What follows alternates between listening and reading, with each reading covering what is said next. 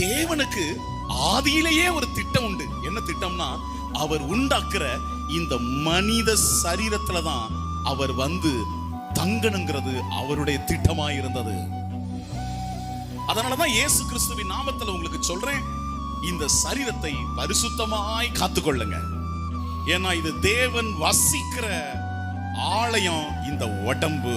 நம்ம நிறைய பேர் என்ன நினைச்சுக்கிட்டு இருக்கோம்னா, என் ஆவியில இருக்கிறாரு, என் ஆன்மால இருக்கிறாரு, என் ஆன்மாவை பரிசுத்தமா காத்துக்கிடணும்னு. மிக முக்கியமான தகவல், உங்க சரீரத்துல தான் அவர் வசிக்கிறார். இந்த உடம்பு தான் அவர் வசிக்கிற ஆலயம்.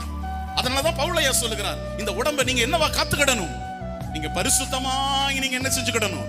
நீங்க காத்துக்கிடணும். இந்த உடம்பு ரொம்ப முக்கியமானது, தேவனுக்கு ரொம்ப முக்கியமானது. அவருடைய கையால பார்த்து பார்த்து வணஞ்சது நம்முடைய சரீரம். அந்த சரீரத்தை ரொம்ப தூய்மையாக ஒரு தேவனுடைய பிள்ளை என்ன செஞ்சுக்கிடணும்? காத்து கொள்ளணும்.